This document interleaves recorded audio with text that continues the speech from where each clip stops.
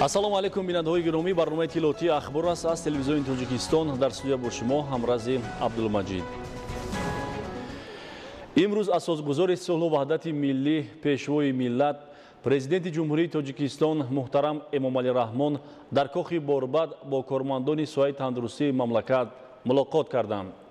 сарвари давлат муҳтарам Эмомалӣ Раҳмон зимни суханронии пурмуҳтаво оид ба дастгирии давлатии соҳаи тандурустӣ, анҷоми тадбирҳои мушаххаси ҳукумати ҷумҳурӣ, ҷиҳати рушди бахш, тарбияи кадрҳои баландихтисос, бунёди иншооти муосири тиббӣ дар саросари кишвар, таъмини биноҳо бо таҷҳизоти замонавии тиббӣ андешаронӣ карда, соҳаи тандурустиро яке аз самтҳои аввалиндараҷаи сиёсати иҷтимоии давлати Тоҷикистон арзёбӣ намуданд.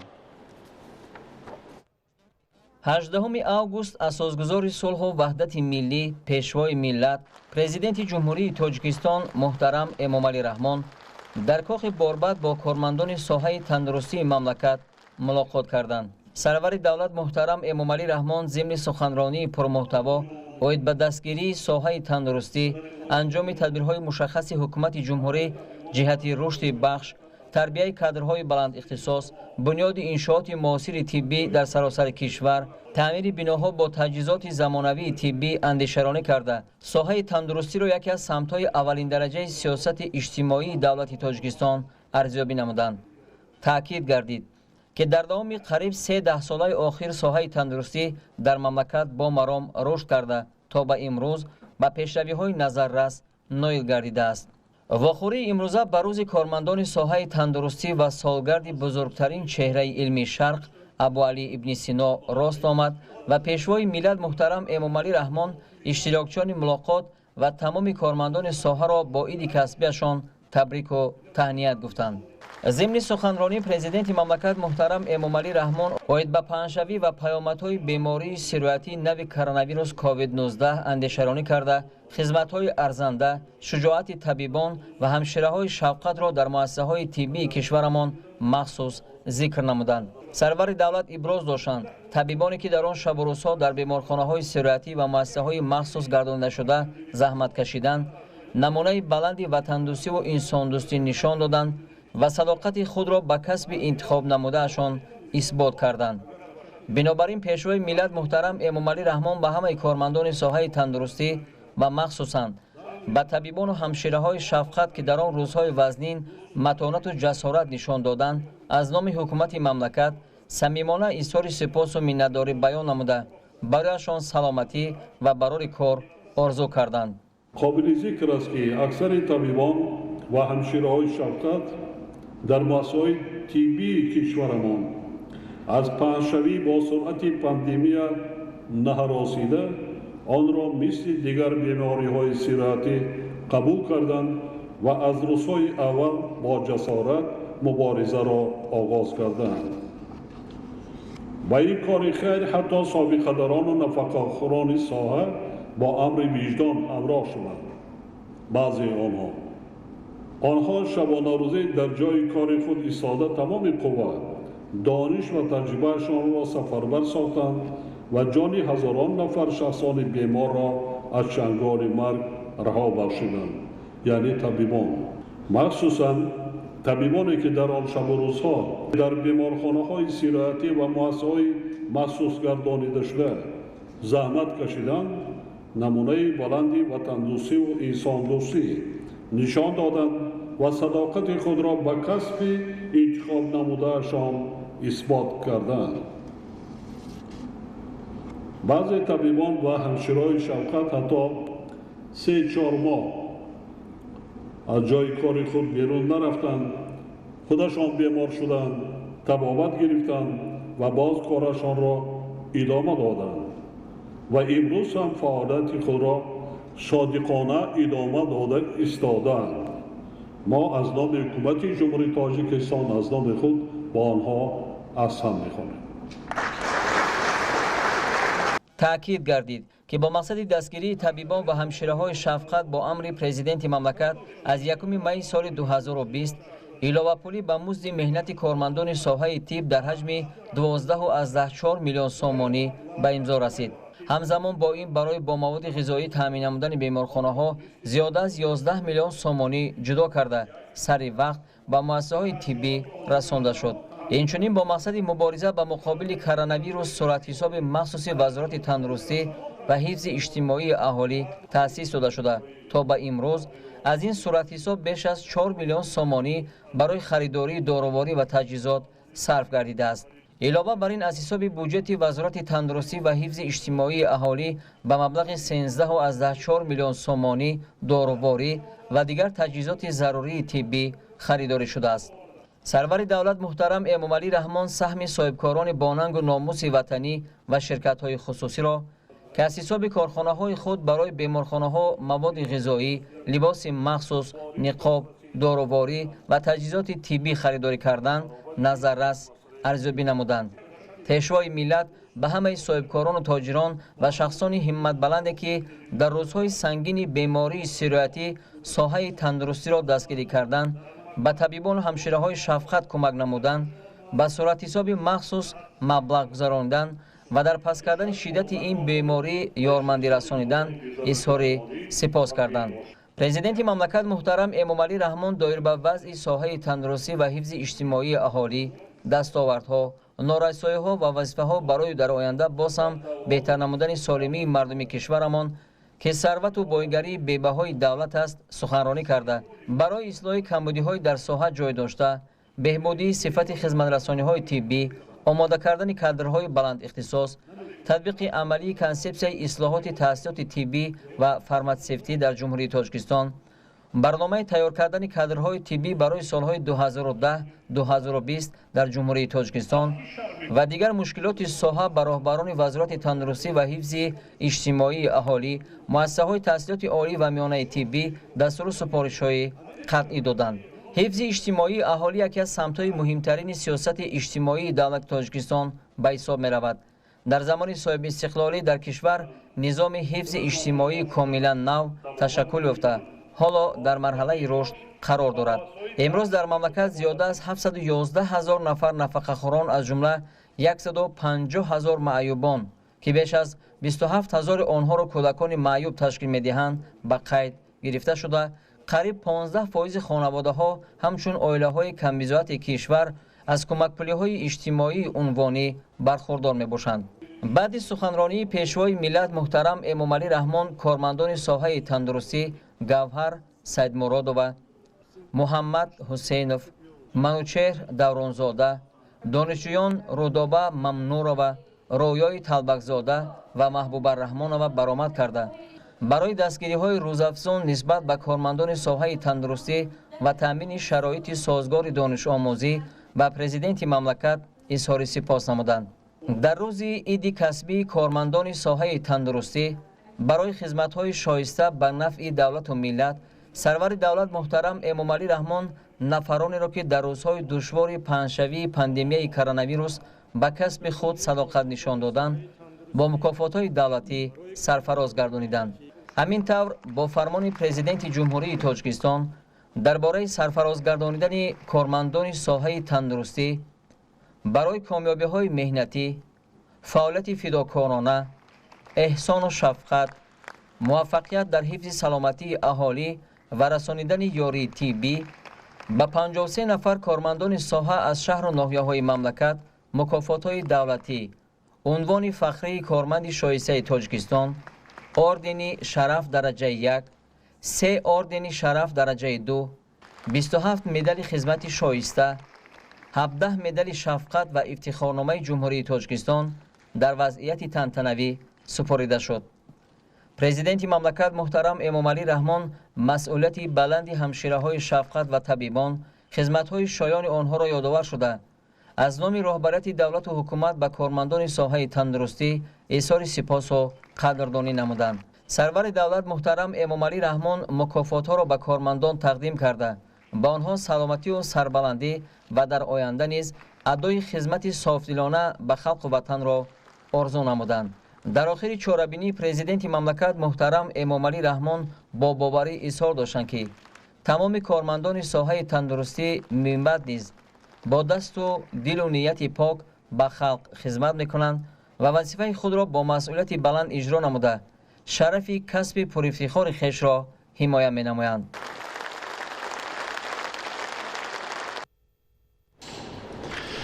соҳаи тандурустӣ дар сиёсати иҷтимоии ҳукумати ҷумҳурии тоҷикистон афзалият дошта ҳамасола бо маблағгузории буҷети ҷумҳуриявӣ ва дастгирии соҳибкорони ватандӯст сатҳу сифати хизматрасонӣ ба аҳолӣ беҳтар мегардад.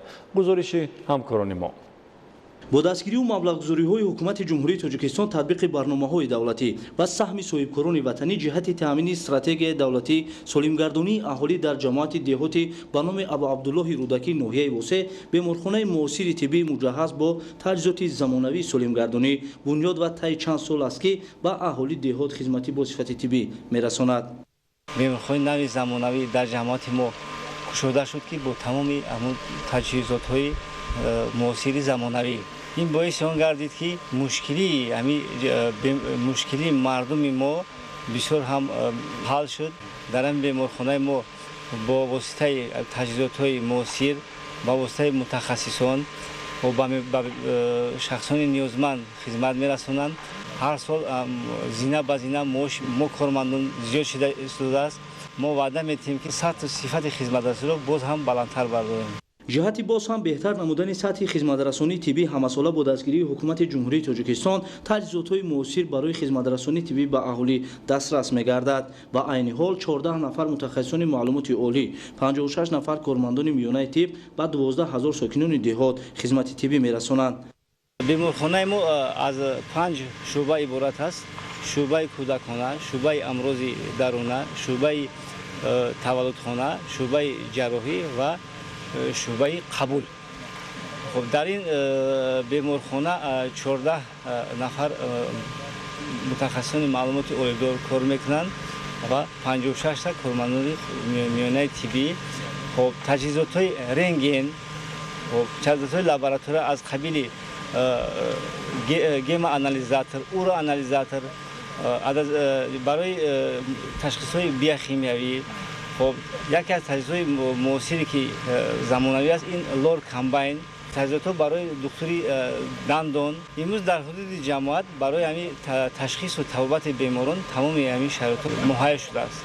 ҳамзамон дар баробари фаъолияти беморхонаи муосири тиббӣ дар маркази ҷамоати деҳот инчунин табибон дар ду маркази саломатии деҳот ду бунгоҳи тиббӣ фаъолият доранд ки баҳри ҳифзи саломатии сокинони деҳот хизмати тиббӣ мерасонанд.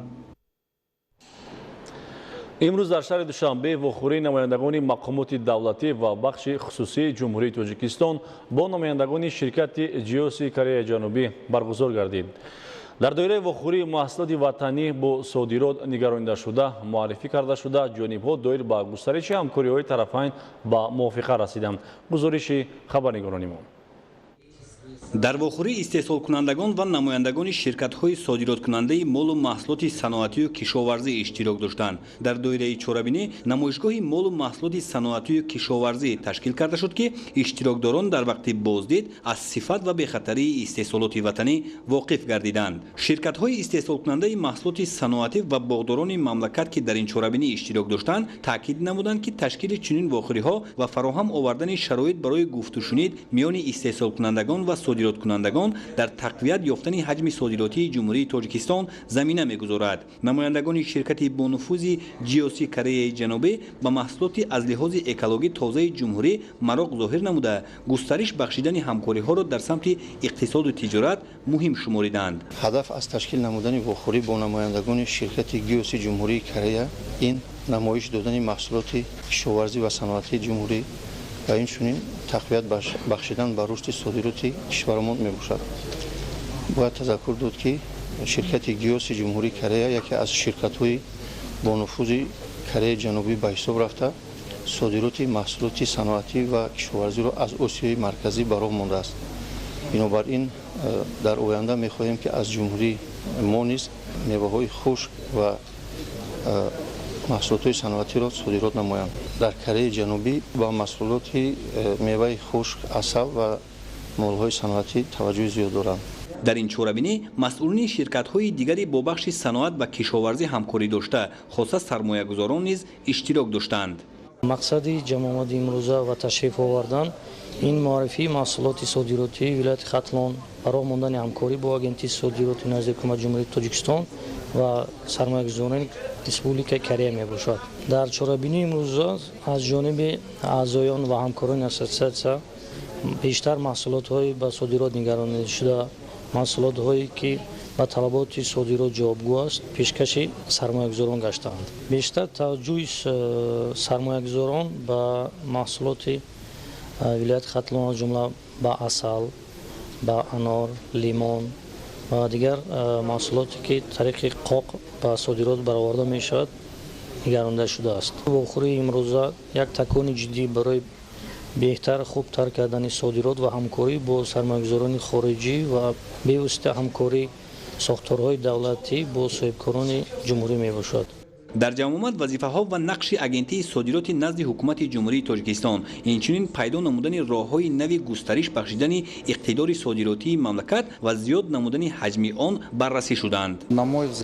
با اندیشه من رشد اقتدار صادراتی برای هر یک کشور مهم می باشد. برای تاجیکستان در این رابطه امکانات وسیع که سرچشمه میگیرد از استحصالات آن موجود است. در علاوه‌دگی می توانم لیمون، انگور، میوه خشک، عسل و چند نامگوی محصولات را مثال آورم که در جمهوری تاجیکستان استحصال شده در بازار جهانی رقابت پذیر می باشد.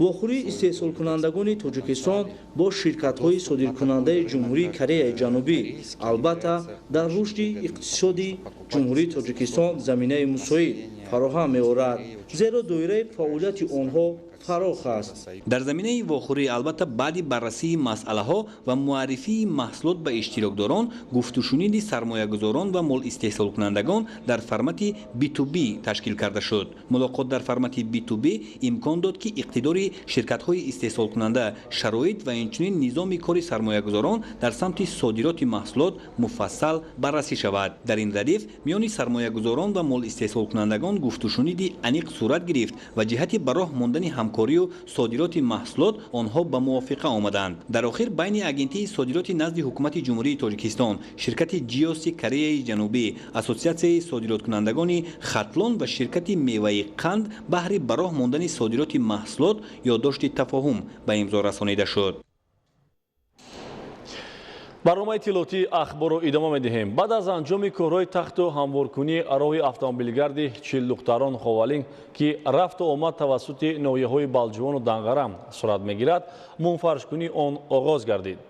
با مورد استفاده قرار گرفتن راهی مذکور امکان فراهم می‌آید که ساحه سیاحی در این منطقه رشد نموده، یادگاری‌های تاریخی، منظره‌های دلفریب و موضع‌های استراحتی و فراغتی معرفی کرده شود. گزارش خبرنگاران ما. روحی автомобилгарди 40 духтарон Ховалинг, Данғара ва Душанбе аз муҳимтарин тадбирҳои созандаву муассир дар даврони соҳибистиқлолӣ аст ки татбиқи муваффақонаи он орзуи чандинсолаи сокинону бошандагони деҳоту шаҳрак ва ноҳия буда, инчунин рушди яке аз самтҳои асосии иқтисодиёти миллӣ соҳаи сайёҳии мамлакат ба шумор меравад. баъди анҷоми босуръат ва босифати корҳои тахту ҳамворкунӣ дар як фосилаи кӯтоҳи вақт тӯли камтар аз як сол мунфаршкунӣ ин роҳи дорои аҳамияти ҷумҳуриявӣ дошта шурӯъ гардида тибқи риояи талаботи замони муосир идома дорад. дар сохтмони роҳи автомобилгарди 40 духтарон Ховалин ки тавассути ноҳияҳои Балҷувон, Данғара имкони рафтуомад ба шаҳри Душанбе пайдо гардида масофаи роҳро 70 километр кӯтоҳ хоҳад кард, даҳҳо нафар коргарони мутахассисон ва техникаҳои муосири роҳсозӣ ҷалб шудааст.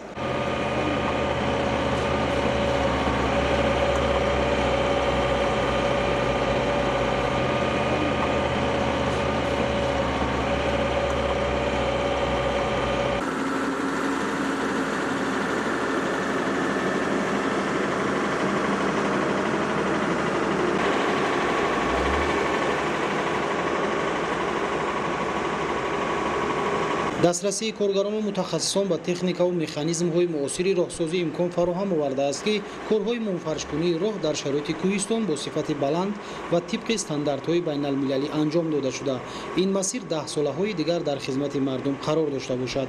бунёди роҳи автомобилгард аз мавзеи 40 духтарон то ноҳияи Ховалин ки тавассути ноҳияҳои Балҷувон ва Данғара мегузарад, имкониятҳои фароғ барои рушди минбаъдаи соҳаи сайёҳӣ ва дигар самтҳои хоҷагии халқро ба вуҷуд оварда, сайёҳони дохиливу хориҷӣ дар баробари тамошои манзараҳои нотакрору дилфиреби Сари Хусор, Балҷувон, Кангурт, Хуррамшаҳр, Ҳулбуг, мақбараи Мир Саид Али Ҳамадонӣ ва дигар офаридаҳои табиӣ ба урфу одат, суннату оинҳои мардумӣ ва таъриху фарҳанги пурғановатамон шинос хоҳанд шуд. масофаи 12 километрро шуруъ аз мавзеи Чилдухтарон то ноҳияи Ховалинг, ки дар доманаи кӯҳҳои сарбаафлоки сабзпӯш дорои манзараҳои дилфиребу нотакрор, анбӯҳи дарахтони мева ва гулу гиёҳҳои назаррабо мавқеъ гирифтааст, василаи ҷалби таваҷҷӯҳи сайёҳон гардида ба рушду инкишофи минбаъдаи ин минтақаи зебои диёр замина хоҳад гузошт. ин роҳи автомобилгард аз лиҳози мавқеъи ҷуғрофӣ оянда ба бунёди инфраструктури зарурии сайёҳӣ ва муаррифии шоистаи имконоти дар ин самт мавҷуд буда нақши калидӣ дошта, барои садҳо нафар сокинон ҷойҳои нави корӣ ва муҳимтарин воситаи некуаҳволиро дар шароити кӯҳистон ба вуҷуд хоҳад овард. сохтмони бинои панҷошонаи меҳмонхона дар як вақт бо фарогирии зиёда аз 100 нафар ба истироҳату фароғат дар мавзеи Чилдухтарон баёнгари вусъати корҳои ободониву созандагӣ ва фароҳам сохтани шароити мусоиди хизматрасонӣ ба сайёҳон дар ояндаи наздик аст. мунфаршкунии роҳи Чилдухтарон Ховалинг, ки тариқи ноҳияҳои Балҷувон, Данғара рафтуомад сурат мегирад, дар муҳлати кӯтоҳ ба анҷом расонида мешавад. ин тадбири созандагӣ ба истиқболи ҷашни 30-солагии истиқлолияти давлатии ҷумҳурии Тоҷикистон ва солҳои рушди деҳот, сайёҳӣ ва ҳунарҳои мардумӣ амалӣ карда мешавад. баъди мавриди истифодаи пурраи роҳи мазкур, имкониятҳои рафтуомад беш аз ҳар вақти дигар мусоиду беҳтар гардида ба рушди дигар соҳоти мухталиф мусоидат хоҳад кард. мавзӯи дигар, як омили кам шудани таъсири норасоии барқ ин афзун намудани иқтидорҳои истеҳсолӣ, сохтмони нерӯгоҳҳои нави барқӣ ва дигар манбаъҳои энергетикӣ, инчунин таҷдиди воситаҳои мавҷуда бошад, омили дигар сарфакорона истифода бурдани он мебошад. аз рӯи ҳисобҳо 50% нерӯи барқӣ дар мамлакат истеҳсолшавандаро аҳолӣ истифода мебарад ва аз шаҳрвандон даъват ба амал оварда мешавад, ки дар истифодаи барқ сарфакориро пеш намуда пардохти саривақтии маблағи онро таъмин намоянд. дар заминаи бунёд гардидани бинову иншооти таъиноти гуногун ва афзоиш ёфтани шумораи аҳолӣ дар пойтахт, талабот ба нерӯи барқ низ бештар мегардад. мутобиқ ба ин, иқтидори шабакаҳои барқи 4 ноҳияи пойтахт мукаммал гардонида мешаванд. имрӯз тамоми зеристгоҳҳо, истгоҳҳои трансформаторӣ, хатҳои ҳавоӣ ва зеризаминии интиқоли нерӯи барқ дар шаҳри Душанбе ба талабот мутобиқ мебошанд.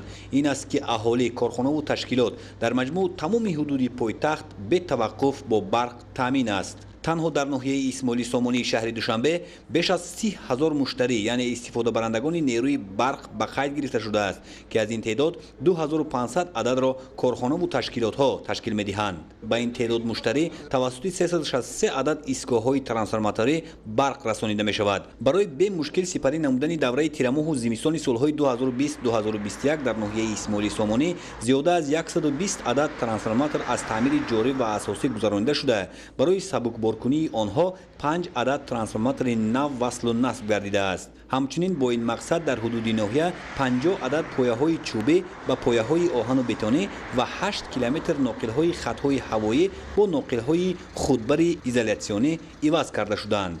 анҷоми чунин корҳо албатта дар кам гардидани талафоти нерӯи барқ низ мусоидат менамояд. талафоти нерӯи барқ дар ноҳияи Исмоили Сомонӣ, ки мисол соли гузашта 6-7% ташкил медод, ба имсола дар муддати 6 моҳ ба миқдори 4% оварда расонда шудааст талафоти нерӯи барқ. ин шаҳодат медиҳад, ки коргузорӣ дар ин самт ҷонок карда шудааст. гурӯҳи корӣ аз тарафи худи шабакаҳои барқи ноҳия дар якҷоягӣ бо фурӯш гурӯҳи корӣ ташкил карда шудааст. ҳама рӯза оиди истифодаи қувваи барқ назорат пурзур гардонида шудааст ва ҳамзамон шаҳрвандон ҳам масъулият ҳис намудаанд. аксарияти муштариёне, ки дорои изгоҳи трансформаторӣ хусусиянд, аз тарафи шабакаҳои барқи ноҳия бо дастгири шабакаҳои барқи шаҳри Душанбе, ширкати саҳми холдинги кушодаи барқи тоҷик, ҳисобкунакҳои интеллектуалӣ намуди муосири замонавӣ насб карда шуд. аз ҷониби шабакаҳои барқи ноҳияи Фирдавсӣ бошад ба наздики 55 000 муштарӣ ҳам аз ҳисоби аҳолӣ ва ҳам корхонаву ташкилотҳо хизмат расонида мешавад. дар ин ноҳия 9 адад зеристгоҳи барқӣ мавҷуд аст. 5 адад истгоҳи трансформаторие, ки дар минтақаҳои ҳамин ноҳияи Фирдавсӣ буданд, мо онҳоро ба истгоҳи трансформатории намуди шаҳрӣ гузариш гузаронидем که ما از این ایستگاه ترانسفر میتوانیم به دیگر جای انتقال داده باز برق رو به مردم تامین نماییم. 80 عدد پایه‌های چوبین و آهن بتونی وصل کردیم. корҳои фаҳмондадиҳӣ ба аҳолӣ дар самти истифодаи сарфакоронаи нерӯи барқ аз ҷониби идораи фурӯши барқ пайваста гузаронида мешавад. агар аксаран муштариён масъулияти истифодабарии сарфакоронаи нерӯи барқро дар пойтахт эҳсос намоянд, вале ҳастанд нафароне ки талаботро сарфи назар намуда ба қоидавайронкунӣ даст мезананд. мо аз аввали соли 2020 дар 7 моҳ 124 адад санадҳои қоидавайронкуниро нисбати ин ҳолатҳои номбаршуда тартиб додаем ки ба ҳар як шаҳрванде ки ба қоидавайронкунӣ даст зада бошанд мо ҳисобномаҳо ва ҳисобварақҳо пешниҳод кардаем ки мувофиқи қоидаҳои истифодаи қувваи барқ бандҳои муқаррар гардида дар бораи ҳисоббаробаркунӣ ва қоидавайронкунӣ барои пардохт онҳо масъул мебошанд. дар давоми 6 моҳи 2020 аз тарафи нозирон ва назоратчиёни ноҳияи исмоили сомонӣ ба миқдори 230 адад санадҳои қоидавайронкунӣ тартиб дода шуд. сокинон бояд донанд ки даст заданашон ба қоидавайронкунӣ рӯзе ошкор мегардад ва бо андӯҳу пушаймонӣ маҷбуранд маблағҳои калонеро пардохт намоянд. хубтар он нест ки дар доираи муқаррароти ҷорӣ амал намуда ба мушкил дучор нашаванд. аз рӯи маълумоти ситоди ноҳиявӣ ҷиҳати иҷрои қарори ҷумҳурии Тоҷикистон дар бораи сари вақт омода намудани соҳаҳои иқтисодиёт ва иҷтимоиёт барои фаъолияти мунтазам ва самарабахш дар давраи тирамоҳу зимистони солҳои 2020-2021 дар ноҳияи Рашт тадбирҳои зарурӣ амалӣ шуда истодааст. то фарурасии фасли зимистон соҳаҳои хоҷагии халқ бо ангишту сӯзишворӣ ва дигар маводи ғизоӣ таъмин гардида, ҳамзамон дигар иншооти муҳим баъди таъмири ҷорӣ ба зимистонгузаронӣ пурра омода карда мешаванд. гузориши Идигули Маҳмуд. соли ҷорӣ барои таъмиру захираи маводҳои гармдеҳии соҳаи маорифу тандурустӣ ва фарҳанг аз бюҷети маҳаллӣ маблағи зарурӣ ҷудо шудааст, то корҳои таъмиру захира намудани сӯзишворӣ барои давраи тирамоҳу зимистонгузаронӣ дар муҳлати пешбинишуда анҷом дода шавад.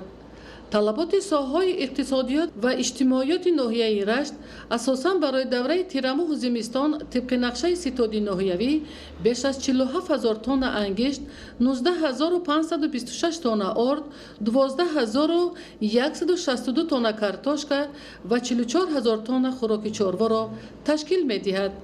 аз ҷумла ҷамъоварии ғалла ва захира намудани хошок дар арафаи анҷомёбӣ қарор дорад. имсол дар ноҳия то имрӯз зиёда аз 172,000 сар моли майда ва зиёда аз 77,000 ҳайвони калони шохдор мавҷуд мебошад ки мо захираи хошокро то имрӯз зиёда аз 44,000 тонна иҷро намудем ки нисбати порсола 60 тонн зиёд мебошад ва ҷамъоварии хошок идома дорад. дар ноҳияи Рашт барои давраи зимистонгузаронӣ 257 адад муассисаҳои таълимиву тандурустӣ, фарҳанг ва дигар бахшҳои иҷтимоиёт захира намудани зиёда аз 1864 тонна ангишт пешбинӣ шудааст, то дар фасли зимистон фаъолияти мӯътадили мактабу бунгоҳҳои тиббӣ ва китобхонаҳои деҳот пурра таъмин карда шаванд. маблағҳои зарурӣ барои харидории 48 тонна ангишт барои соҳаи фарҳанги ноҳия мавҷуд ҳастанд ва рӯзҳои наздик ин масъала низ ҳалли мусбии худро бо кӯмаки мақомоти ҷои ҳокимияти давлатии ноҳия хоҳад ёфт. дар ноҳияи Рашт 85 муассисаҳои тиббӣ ҷойгир мебошанд. ҳамаи ин муассисаҳо пурра аз таъмири ҷорӣ гузаронида шуданд. ҳамаи шуъбаҳо ва ҳуҷраҳо шишабандӣ карда шуданд. аз ҳисоби сӯзишворӣ бошад ки дар рӯзҳои наздик кони ангишт ба кор медарояд, маблағи муайян ҷудо карда шудааст ки бояд ангишт ва дигар сӯзишвориҳо дастрас карда шаванд. барои таъмини талаботи хоҷагии халқи ноҳияи Рашт бо сӯзишворӣ ангишт аз кони камароб харидориву дастрас карда мешавад. кормандони шабакаҳои барқи ноҳияи Рашт то ҳамин давраи соли ҷорӣ корҳои таъмиру барқарорсозии хаттҳои барқ, иваз намудани равғанҳои трансформатору зеристгоҳҳои таъмирталабро пурра анҷом доданд. то ҳамин давраи соли ҷорӣ кормандони шабакаҳои барқи ноҳияи Рашт ба маблағи 372,000 сомонӣ корҳои таъмирию барқарорсозиро анҷом доданд. آماده نمودن تکنیک‌های صحوی، ذخیره نمودن مواد ضد لغزش در راه‌های اتومبیلگرد از روی نقشه ستاد ناحیوی عملی شده ایستاده است تا رفت و آمد نقلیات در فصل زمستان به همه سمت‌های منطقه تامین کرده شوند. از نقشه‌بندی که بر مؤسسه ما گذاشته است 490 کوب مواد ضد لغزش بود که این مواد ضد لغزش در انبار ذخیره کرده شد. در توازن مؤسسه ما 15 عدد تکنیک‌های راهداری موجود میباشند که از همین 5 عدد این موسمی میباشد و 8 عدد این برای زمستان گذرانی از تعمیر برآورده تیار کرده شدند. در تامین اهالی ناحیه‌های منطقه با مواد نیازی اولیه از جمله آرد و روغن، شکر و دیگر محصولات برای دوره تیر ماه زمستان نقش کارخانه آردبراری نظررس میباشد. برای دوره زمستان در انبارهای کارخانه و مغازه‌های فروش ناحیه‌های منطقه زیاده از 600 تن آرد موجود است. همزمان در انبارهای کارخانه زیاده 1,500 تن گندم خوش‌صفت ذخیره کرده شده است. عموما در دیگر بخش‌های خواجگی خلق ناحیه رشت به دوره تیر ماه زمستان سال‌های 2020-2021 آمادگی‌ها در سطح ضروری قرار داشته. پورا عملی شدن نقشه‌های پیش‌بینی شده برای فعالیت با نظام ساحه‌های اقتصادیات و اجتماعیات در فصل زمستان مساعدت خواهد کرد. ایدیگولی محمود، دودرجان میرزازاده برای برنامه اخبار از ناحیه رشت. بینندگان گرامی، این بود برنامه اطلاعاتی اخبار. برایتان بهترین خوشی زندگی رو تمنا داریم.